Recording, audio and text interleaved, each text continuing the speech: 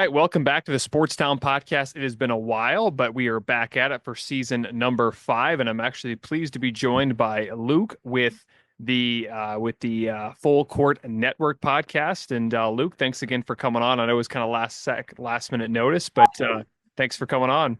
Yeah, no worries. Thanks for having me, man. Appreciate it. Yeah, no problem. And let's just go ahead and get started. Actually, before we get started, we always want to introduce the introduce the guest, and I introduce where you're from, the Full Court Network podcast. But if you want to tell us more about your podcast, about your network, and stuff like that. Yeah, so we're it's myself and my good friend and partner Sam. We have the Full Court Network. We have about 3 different shows. We might actually have a couple more in the fall of next basketball season. Full Court Press, a college basketball coaches show, where I believe we're the only weekly coaches show. We have a coach or 2 every week, and then we have College Basketball Weekly, which we just talk about kind of the trends and what's going on with college basketball. And then we have Full Court Legends, where we have former college players on the show, and we do that kind of not as consistent, but yeah, we just got back from the Final Four in San Antonio, and now I get to deal with the off season called the transfer portal and all that stuff, I guess. Okay, perfect. Actually, that leads us right into that first question they had for you. And again, don't forget to check out the Full Court Network. I'll have a link down in the description below. But let's start with it. First of all, what did you think of the tournament so far? Or what did you think of the tournament this year? It was good. I mean, it was, we had a couple of the selection committee members on our show on the College Basketball Weekly. I think they did a really good job. Good and bad, there really weren't many upsets. So that means they did a good job in seeding and placing people and stuff like that. The Final Four was interesting. I would say I probably enjoyed last year's Final Four a little bit more. There's a little bit more excitement. I think when Danny Hurley's ever at a Final Four, it's just a different ball game and a lot of fun electricity. But Florida won it, so it was kind of interesting to see. I'm a little bit, everybody thought it was going to be Auburn Duke, and it was Texas. It was Houston and Florida in the finals. So, but I thought it was good. Yeah, and it was interesting how there was all 4 number 1 seeds, first time since 2008. Were you a little disappointed about that? And were you kind of thinking that there would be at least one Cinderella? Because the last few years, it seems like we've always had that 10th or 11th seed made it. Were you kind of disappointed by that? Yeah, because you always want that, whether it's Butler who started that, 20 plus years ago, or, for the one year where he had like Florida Atlantic, San Diego State.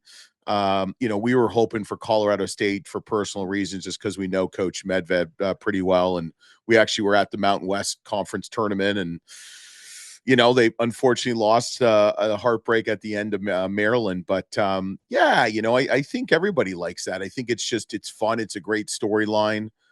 But the 4 best teams that were picked in the bracket were the 4 best teams in the Final Four. So there's a little bit interesting in that regard, I guess. Yeah, and would you think it was good or bad for college basketball that only number 1 seeds made it this year? I don't think it's bad. Because then you have maybe four teams, like the one year where you had San Diego State and Florida Atlantic. It was a little bit different because you didn't have, that's a tough question. I really don't know, to be honest with you. I don't think it's bad. I think college basketball from a talent standpoint, because you have all these, as Carmelo Anthony said, 24, 25, 26-year-olds. I think from a talent level, college basketball is better. From a, I think the bad part of it is just, the moving around. Like, we talked coaches. I talked about 40 or 50 coaches this week, and even more. And some are recruiting all new rosters, which is just crazy to me. 13 new guys.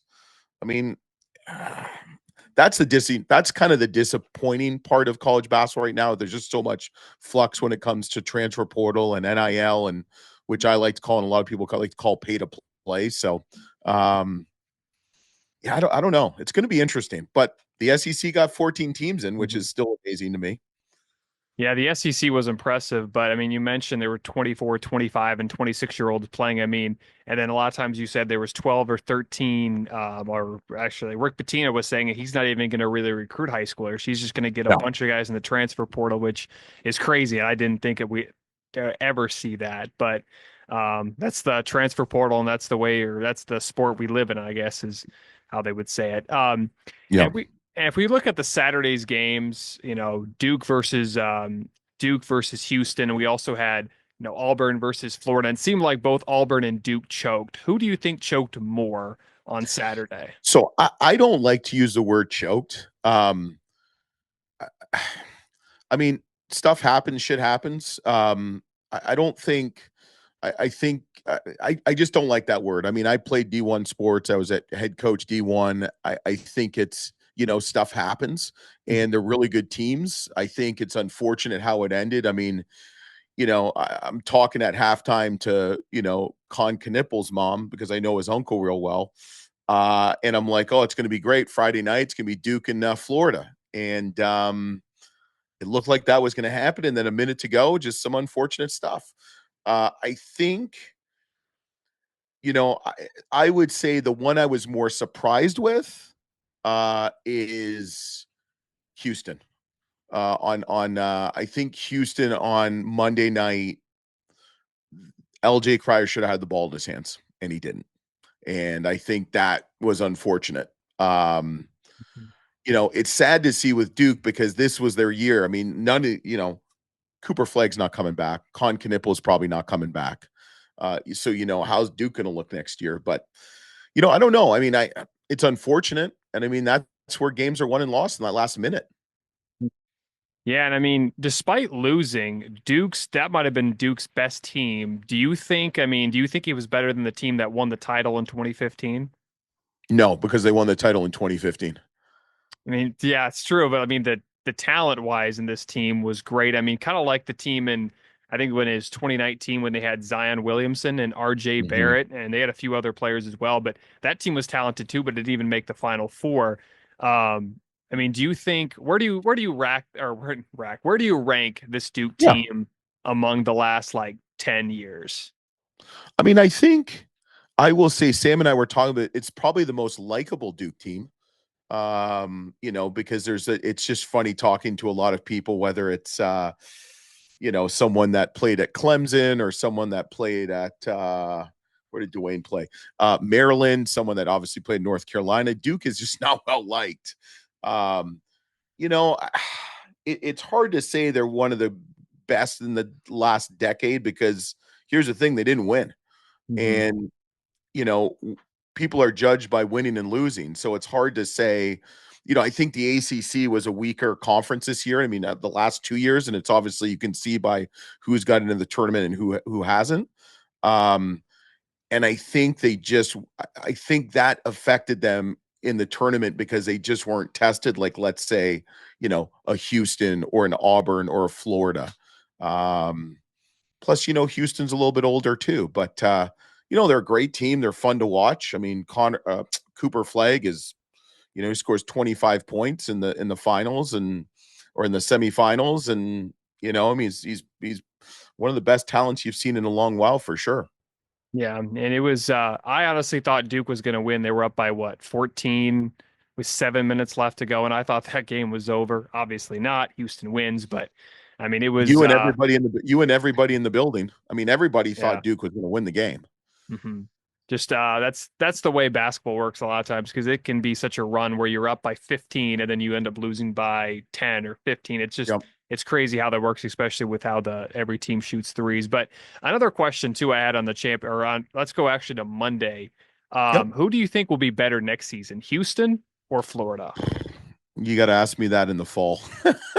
Yeah. That's the problem. There's so many, we did every conference preview show last year with one or two coaches on it, mostly two coaches. And a lot of coaches, you talk about a season preview. I mean, like Colorado State was picked seventh, I think, in the Mountain West, and they won the Mountain West. So, I think, um, oof. I mean, Houston just picked up who did they just pick up? They just picked up someone, Pop Isaac, who was at Texas Tech, who then went to Creighton, got hurt. I think Houston is positioned better. I think they have more guys coming back. But a lot can change in the next couple of weeks because the transfer portal is still open. Yeah, and it's going to be interesting. I know, like I said, the season is what 6 months away, so we got some time. But just it's interesting. I just kind of wanted to see. Yeah. I'm assuming. I mean, well, I can't even assume anymore because, like I said, Nope. you don't know what to think. But if we stay on that championship talk here, at the Mhm. end of the game, again, Houston had a big lead, or not a big Yep. lead, but they had a sizable lead, and they ended up losing. But at the end, Houston was not able to get a shot off. Do you think that was just great defense by Florida, or do you think Houston just do you think that was great defense by Florida, or do you just think Houston, messed up there in the final 10 seconds? I think LJ Cryer should have had the ball. I mean, that's the biggest problem. I think Florida was just locked in and as you saw, I mean, the guy goes up for a shot and he drops it because he knew it wasn't going to work. So, I mean, I'm going to credit more Florida than Houston's probably a mistake on that end. I mean, Florida just their halftime adjustments. I mean, they just Clayton did not have a good first half. Second half, it was a different Florida team. And speaking of Walter Clayton, I think he's going to the NBA draft. I don't think he's coming back. Where would you? I mean, I know this isn't quite on the notes that we kind of mentioned, but Whatever. what do you think? How do you think his NBA career will go, and where do you think he could get drafted? Do you think a first round? I've heard a late first round. Do you think he's in the lottery? Where do you think? Where do you think he ends up going? I think he'll go anywhere between like 16 and 24. Um, he's a really good kid. He's a really good kid. Got his head on his shoulders. We got to talk to him a little bit. Well spoken. Um, you know, we actually talked to his dad a little bit on the after the game on the court.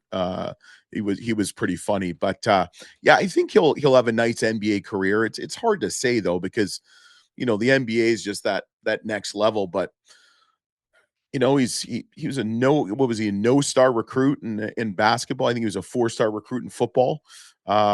He's good.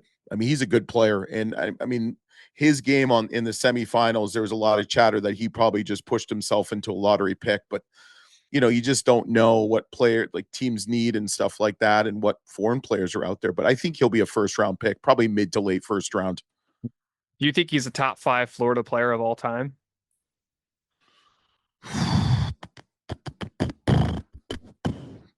Yes, because he won. Yeah. I Okay. mean, you got to look at like if you look at top five, and it's funny you say that. I mean, you look at Vernon Maxwell, never won an NCAA tournament championship. You look at the Mike Millers of the world. He was highly decorated coming out of high school, had a good college career, but I think Clayton, the step he's taken the last couple years, last like this year from last year, yeah, I'd put him in the top five.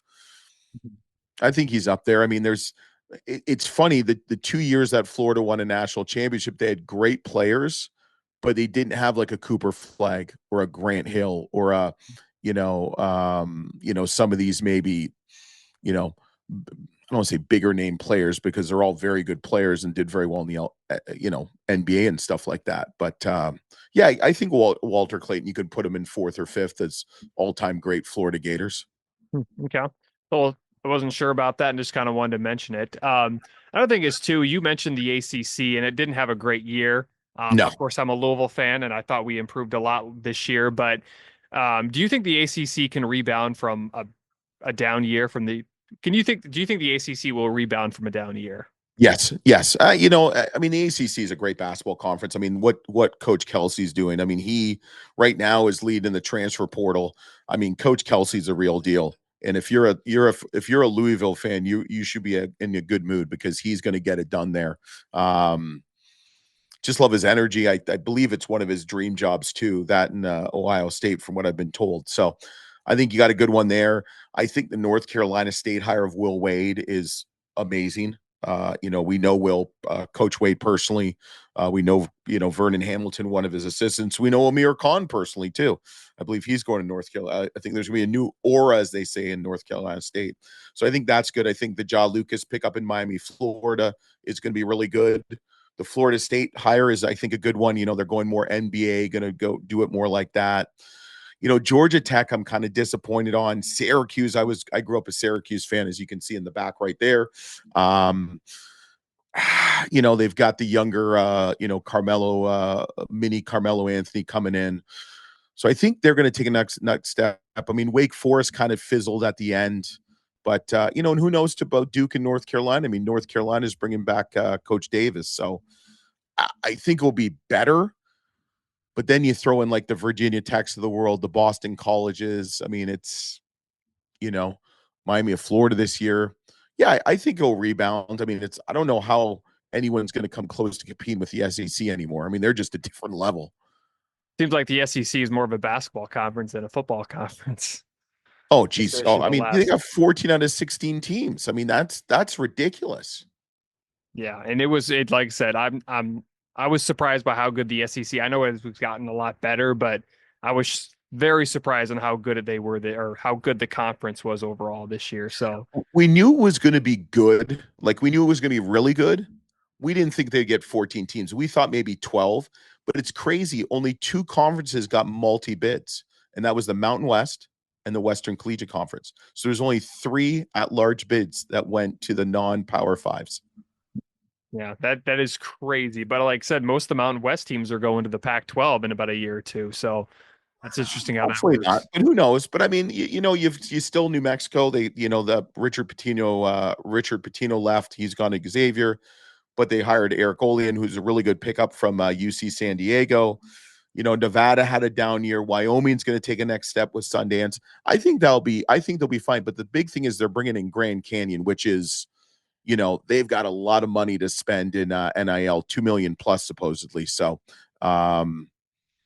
I think they'll be okay. The Pac-12. I don't know what's going on with that place. They still need another football team supposedly.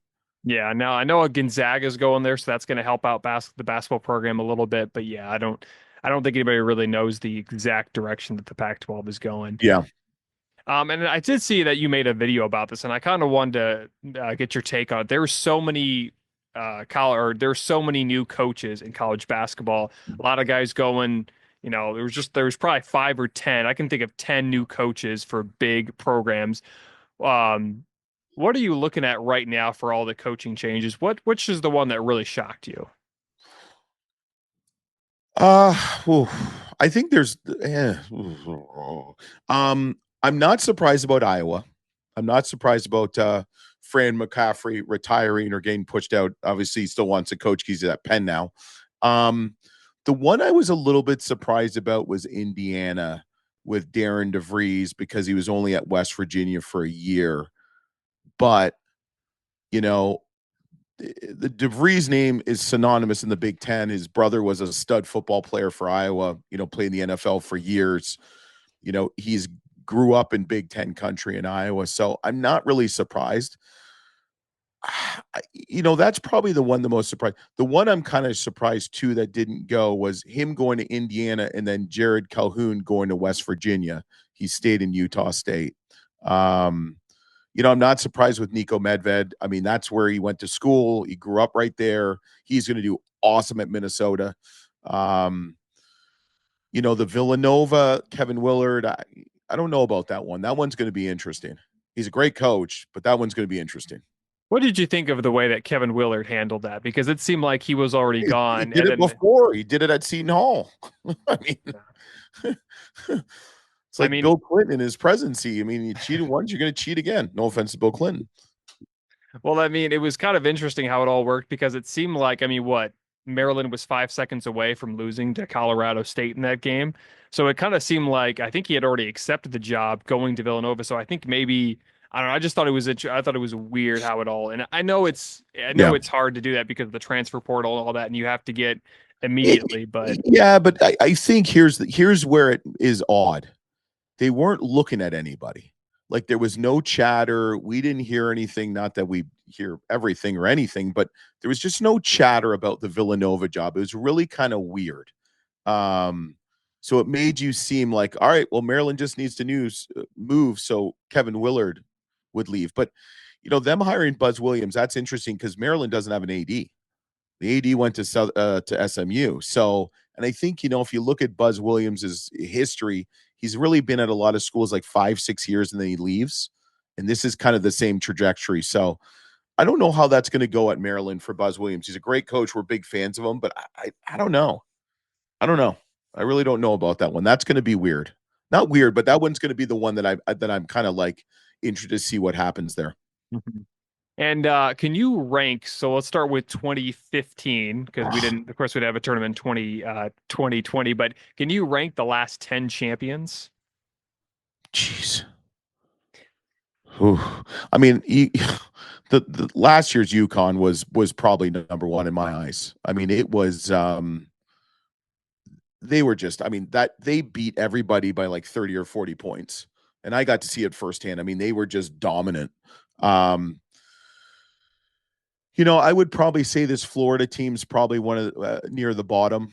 Um, I would say the two UConn teams are near the top.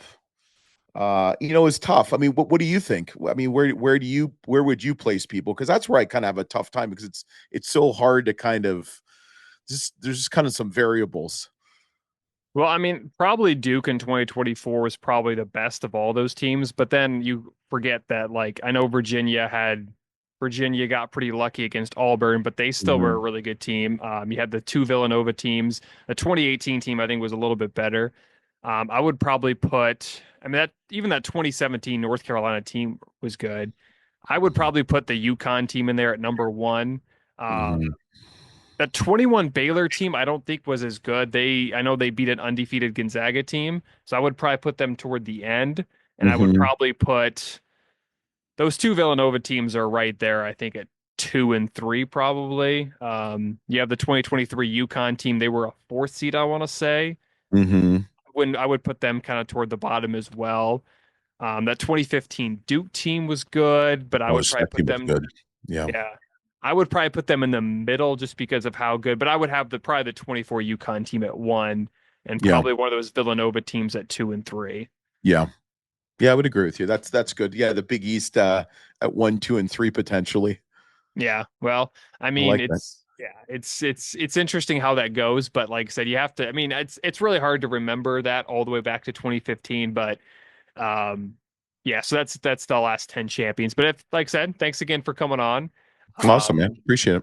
there's anything else you want to mention, just let me know. If not, we'll go ahead and end it here. But if there's anything else you want to let us know, just give your thoughts. No, we really appreciate having me on, and sorry Sam didn't. I didn't even tell him. Why bother? No, but it's great. I mean, it'll be an interesting off season.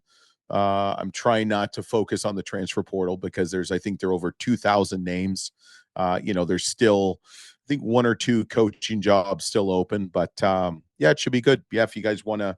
Appreciate having me on and check out the Full Court Network. We're on YouTube and Twitter and Instagram and all that good stuff. So I really appreciate it, man. And before I let you go, I know I said one more question. I do have one more Yeah, you're fine. question for you. Yeah, you're fine. Is there a name we're not talking about that is in the transfer portal right now that you think will have a great season next year? Um, so you're saying there's a name in the transfer portal. Well, I'm going to tell you two guys that I'm really excited to see that have committed, and one's to Louisville. Ryan Conwell is a ball player. That's a huge pickup. We've had him on the show, one of the shows. He's a great kid. Sam even picked him as his dark horse Big East player of the year this past year. So he's really good. The one guy also too is Brian Moore Jr. He's from Norfolk State, Murray State, Norfolk State. Great players going to Grand Canyon. That's another name to look for. But yeah, oh man, I don't know. I mean, it seems like I'm going to say the name, and when you air this, he's already going to be committed. Donovan Dent's another one that is going to be fun to see at UCLA and is kind of his hometown, home state. But yeah, those are probably the three that I just recently committed that I would say that I'm really excited to see play at their next team. Okay. Well, again, thanks again for coming on. Like I said, if there's anything else, I mean, you just let us know. But like I said, Awesome. we'll go ahead and end it here. But if you want to mention something else, that's fine. If not, we'll go ahead and end it here. Awesome, man. Thanks, JJ. No politics, no drama, and no arguing. Just a guy talking sports 24/7.